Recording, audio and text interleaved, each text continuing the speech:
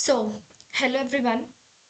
आज हम अपनी बेसिक मैथमेटिक्स सीरीज का सेकंड पार्ट कर रहे हैं। ठीक है।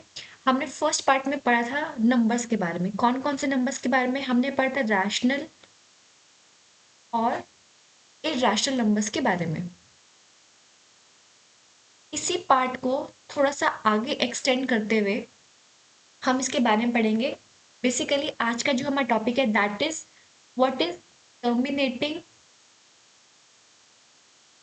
टर्मिनेटिंग नॉन टर्मिनेटिंग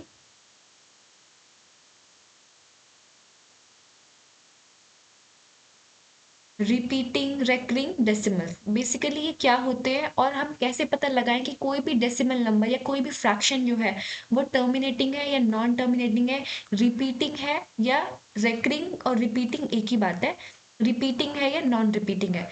तो आज हम इस टॉपिक के बारे में डिस्कस करने वाले हैं। ठीक है। तो देखिए, लास्ट क्लास में हमें पता था, हमने रैशनल नंबर्स के बारे में पढ़ा है।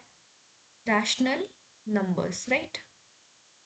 मैंने आपको बता दिया कि राष्ट्र किसी भी नंबर को रैशनल नंबर होने के लिए दो कंडीशन की जरूरत पड़ती है। फर्स्ट कंडीशन क्या होती है कि वो होना चाहिए पी बाय क्यू की फॉर्म में। और सेकेंड कंडीशन होना चाहिए कि जो denominator that is Q, that is it should not be equals to zero.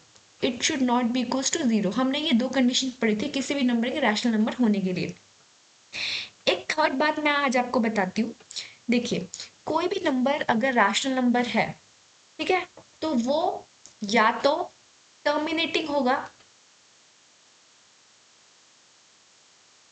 Terminating होगा, या वो होगा नॉन टर्मिनेटिंग और रिपीटिंग। नॉन टर्मिनेटिंग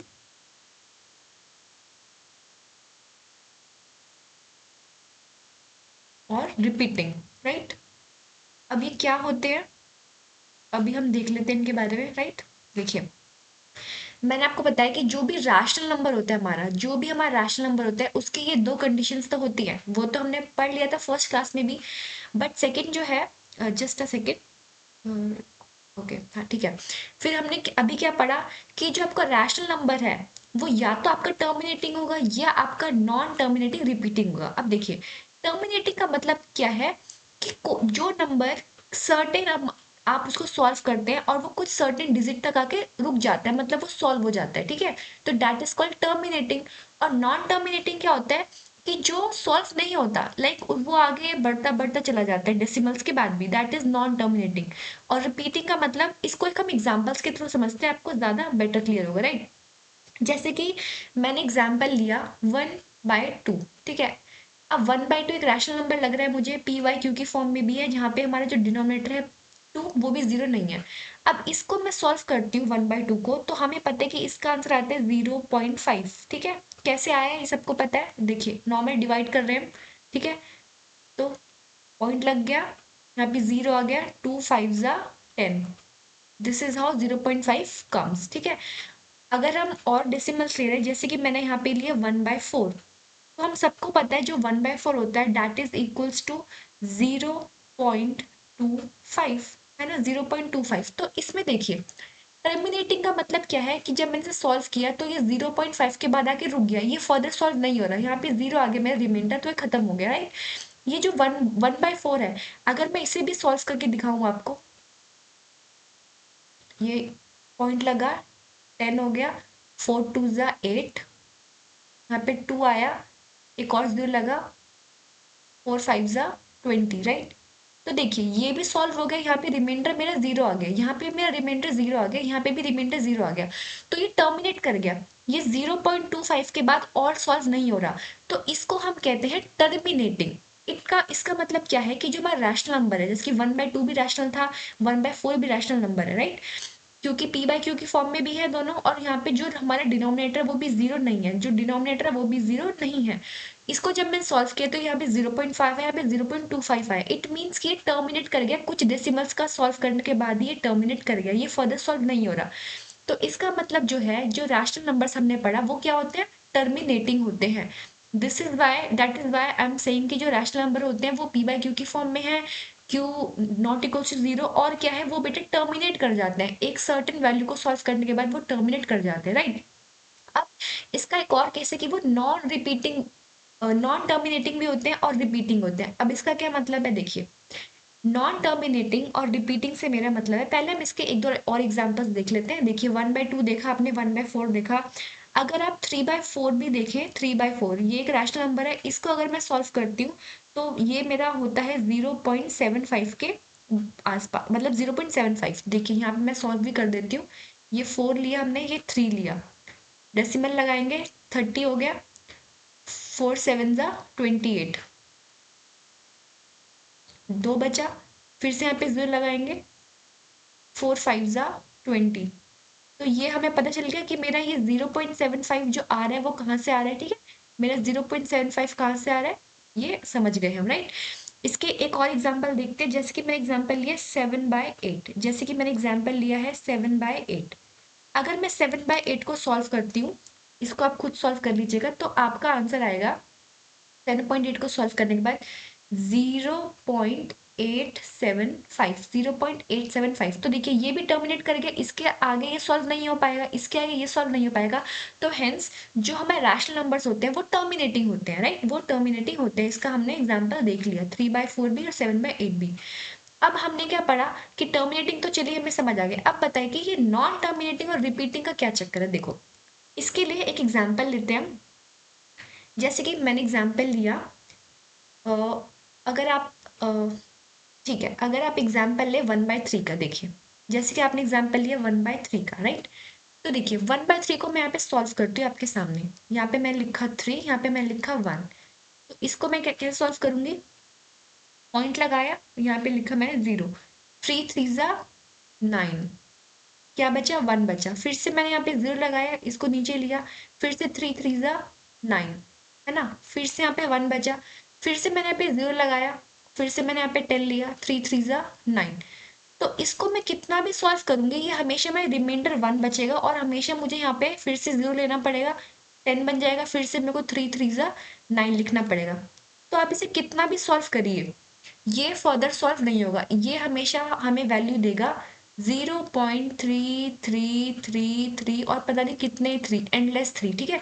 इसको लिखने का एक शॉर्ट ट्रिक होता है बेटा, कोई भी अगर नंबर रिपीट कर रहा है, जैसे कि इस केस में 0.3 ही रिपीट कर रहा है, तो उसको मैं लिख सकती हूँ 0.3 और इसके ऊपर एक बार आ जाता है। इस बार का मतलब है कि इस पूरे सिस्टम में, इस पूरे डिजिट में 3 एक डिजिट है जो बार बार अपने आप को ही कंटिन्यूसली रिपीट कर रहा है।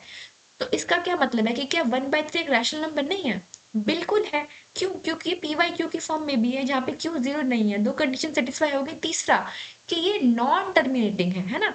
नॉन टर्मिनेटिंग और रिपीटिंग, नॉन टर्मिनेट का मतलब कि ये 3 कभी खत्म नहीं हो रहा, रिपीट मतलब 3 एंडलेसली चल रहा है। और रिपीट क्या कर रहा है, इसमें जो नंबर 3 है वो अपने आप को बार बार रिपीट कर रहा है। तो इसका मतलब क्या हमने समझा कि जो रैशनल नंबर्स होते हैं वो पी बाई क्यू की फॉर्म में है, समझ गए हम।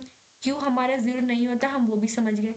वो क्या होते हैं, वो हमारे टर्मिनेट कर सकते हैं, टर्मिनेट कर सकते हैं। वो नॉन टर्मिनेटिंग हो सकते हैं, नॉन टर्मिनेटिंग हो सकते हैं, नॉन टर्मिनेटिंग हो सकते हैं, और रिपीटिंग हो सकते हैं ना, रिपीटिंग हो सकते हैं। अपने आप को वो क्या कर रहे हैं, रिपीट कर रहे हैं, राइट। एक और एग्जाम्पल देख लेते हैं, जैसे कि अभी 1/3 का देखा। अब हम देखते हैं, आप लिखिए 2/9। अगर आप देखिए, अगर आप लिखेंगे 2/9, ठीक है, चलो उसको भी हम सॉल्व करते हैं ऑन द बोर्ड। यहाँ मैं 9 लिखा, यहाँ पे 2 लिखा, इसको सॉल्व करेंगे तो 0 आएगा।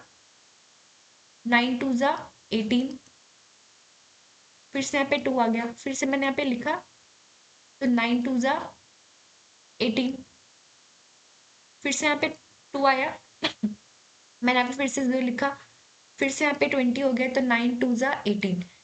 अब हम इसको देखें तो बेटा यहाँ पे क्या रिपीट कर रहा है, देखिए ये टर्मिनेट तो नहीं किया ना। ये मैं इसको कितना भी सॉल्व करूंगी मेरा हर बार रिमाइंडर क्या बचेगा, 2 बचेगा। मेरे को फिर से 0 लेके उतारना पड़ेगा।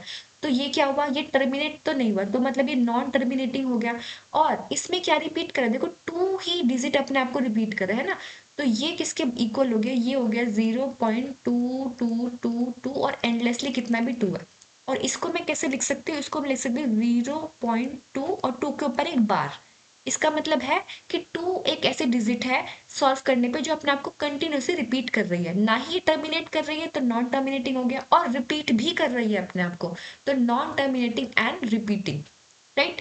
तो इसका मतलब क्या है कि 2/9 is also a rational number, है ना। 2/9 रैशनल नंबर है, बट ये कैसा रैशनल नंबर है, ये नॉन टर्मिनेटिंग है, टर्मिनेट नहीं हो रहा, और बार बार अपने आप को क्या कर रहा है, कंटिन्यूसली अपने आप को रिपीट कर रहा है, ठीक है। चलिए अब हम और एग्जाम्पल देख लेते हैं। एक एग्जाम्पल आप देखिए 5/11, राइट। एक सेकेंड, यस। अगर मैंने यहाँ पे लिखा 5, ये चल क्यों नहीं रहा है, ओके। मैंने यहाँ पे लिखा 5/11, राइट। अब देखो मैं 5/11 को भी सॉल्व करती हूँ। यहाँ पे लिखा मैंने 11, यहाँ पे लिखा 5, राइट। अब देखो इसको सॉल्व करेंगे तो पॉइंट लगाना पड़ेगा, 0 आ गया। 11 4 ज़ा 44, इसको सॉल्व करोगे तो 6 आएगा, ठीक है। 11 5 ज़ा 55, यहाँ पे कितना बचेगा, 5 बचेगा। फिर से मेरे को पॉइंट लगाना पड़ेगा, 0 लिया मैंने, तो 11 4 ज़ा क्या, 11 4 ज़ा 44, फिर से मेरे पास 6 आ गया, फिर से मेरे को 0 लेना पड़ेगा, फिर से यहाँ पे मैंने 60 लिखा, 11 5 ज़ा 55, है ना। फिर से मेरा रिमाइंडर क्या बचेगा, 5 बचेगा। देखो अब ये फिर से रिपीट हो रहे हैं ना, देखो यहाँ पे मेरा रिमाइंडर 6 बचा, यहाँ पे मेरा रिमाइंडर फिर से 6 बचा, ठीक है। तो अब क्या है, यहाँ पे कौन सी डिजिट रिपीट कर रही है, देखो यहाँ पे रिपीट कर रही है कंटिन्यूसली 4 5 4 5 4 5, ठीक है। तो इसका मतलब यहाँ पे देखते हैं नेक्स्ट स्लाइड पे, 5/11 को जब मैंने सॉल्व किया तो मेरा क्या रिपीट हुआ, 0.45454545 एंडलेसली यही रिपीट हो रहा है मेरा, है ना। तो इसका मतलब क्या है, इसमें कौन सी डिजिट रिपीट करिए बेटा, इसमें देखो 4 5 रिपीट कर रही है, 4 5 4 5 4 5। तो इसको मैं कैसे लिखूंगी कि भाई ये 0.45 और 4 5 के ऊपर बार लगा दूंगी, ठीक है। इसका मतलब क्या है कि 4 और 5 दोनों अपने आप को एंडलेसली रिपीट कर रही हैं। तो इसका मतलब क्या है, जो 5/11 है वो मेरा कैसा हो गया, वो मेरा हो गया नॉन टर्मिनेटिंग, टर्मिनेट नहीं हुआ ना, ये एंडलेसली चलता जा रहा है। और रिपीटिंग, रिपीटिंग, ठीक है, रिपीटिंग।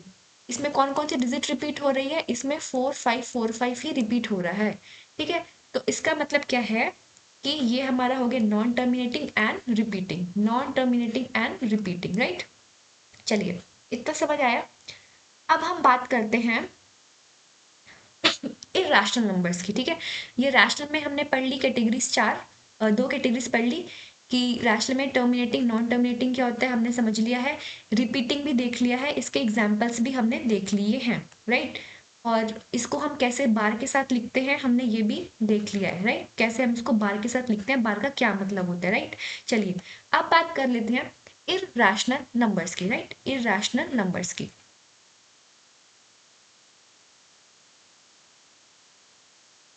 इरैशनल नंबर्स हमने लास्ट क्लास में समझा था कि इरैशनल नंबर्स क्या होते हैं, जो कि रैशनल नहीं होते। इरैशनल नंबर्स क्या होते हैं, जो कि रैशनल नहीं होते।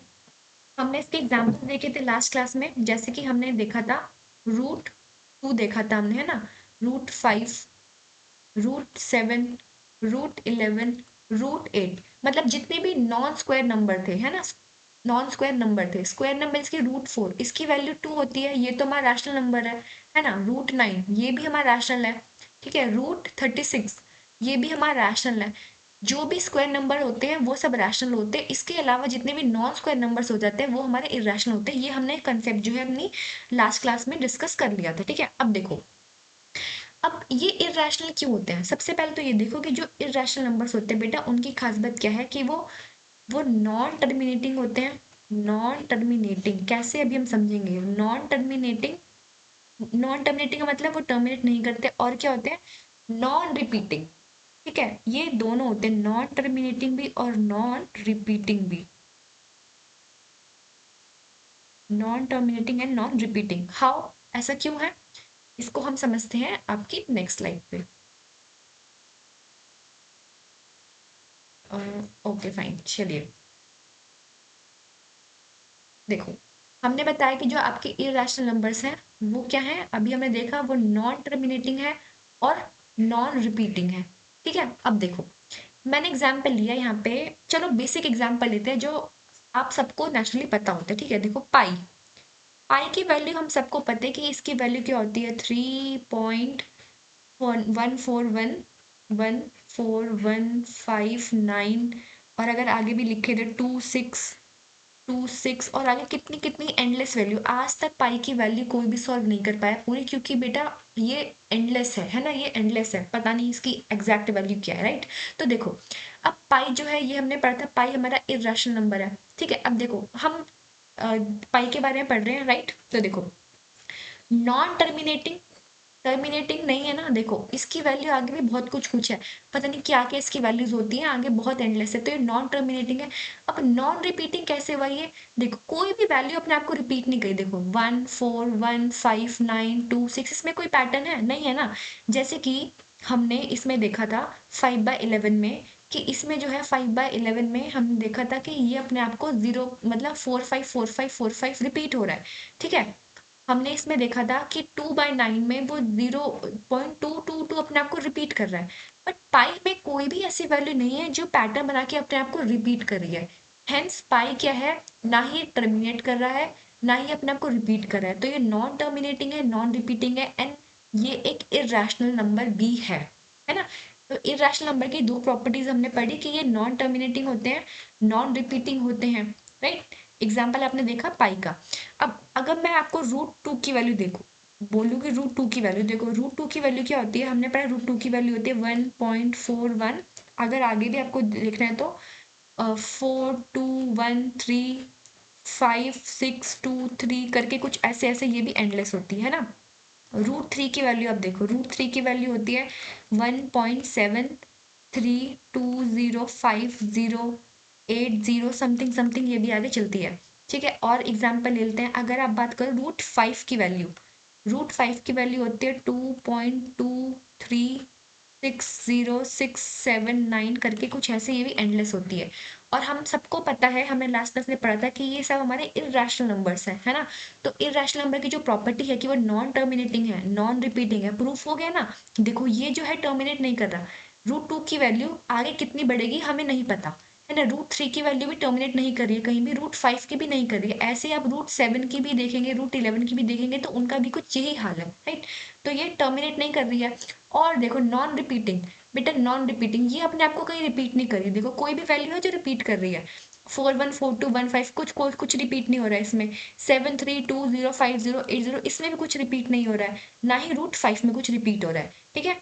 तो इरेशनल नंबर्स की जो प्रॉपर्टी है that is non terminating, non repeating, ये आपको समझ आ रही है कि ऐसा क्यों होता है, ठीक है। इसको हम क्यों बोलते हैं इरेशनल नंबर्स, क्योंकि ये नॉन टर्मिनेटिंग और नॉन रिपीटिंग होते हैं, राइट, राइट। चलिए अब एक क्वेश्चन जो कि मुझे लगता है कि मुझे आपको बताना चाहिए, एक सेकेंड रुकिए, फाइन। देखो हमें पता है कि जो हमारा पाई है, देखो हमने रैशनल और इरेशनल नंबर्स की बात की, तो देखो जीरो, हमें पता है कि जीरो मेरा क्या है, जीरो मेरा एक रैशनल नंबर है, जीरो क्या है, मेरा रैशनल नंबर है, ठीक है। अब मैं आपसे पूछती हूँ कि जो पाई है वो मेरा कौन सा नंबर है, वो रैशनल है या इरेशनल है, ठीक है। जो 22/7 है वो मेरा रैशनल है या इरेशनल है, बताओ। देखो आपको लगेगा कि मैम पाई की वैल्यू ही तो हम लेते हैं 22/7, आपको ऐसा लगेगा है ना कि मैम पाई की वैल्यू भी तो 22/7 होती है। बेटा मैथ्स में कैलकुलेशन को सॉल्व करने के लिए हम बेशक पाई की वैल्यू 22/7 लेते हैं, बट ये इसकी अप्रोक्सीमेट वैल्यू होती है, राइट। ये इसकी अप्रोक्सीमेट वैल्यू है, अप्रोक्सीमेट वैल्यू है, ये इसकी अप्रोक्सीमेट वैल्यू है, ये इसकी एग्जैक्ट वैल्यू नहीं है, ठीक है। ये इसकी एग्जैक्ट वैल्यू नहीं है, इसको हम मान लेते हैं कि पाई की वैल्यू सॉल्व करने के लिए इक्वेशंस में, मेंसुरेशन के क्वेश्चंस में, बाकी न्यूमेरिकल्स में, कि भाई चलो पाई को आप 22/7 लेके सॉल्व कर लो, ठीक है। पाई को आप 22/7 लेके सॉल्व कर लो, बट ध्यान रखना पाई की वैल्यू आज तक कोई निकाल ही नहीं पाया। हमने पढ़ा ना पाई की वैल्यू 3.14 1415923 पता नहीं क्या क्या क्या है ना, तो इसकी हम अप्रोक्सीमेट वैल्यू निकाल लेते हैं, दैट इज 22/7, इसकी एग्जैक्ट वैल्यू नहीं है ये। इसीलिए न्यूमेरिकल्स में हम 22/7 को एज्यूम कर लेते हैं कि भाई पाई की जगह आप 22/7 ले लो, ठीक है।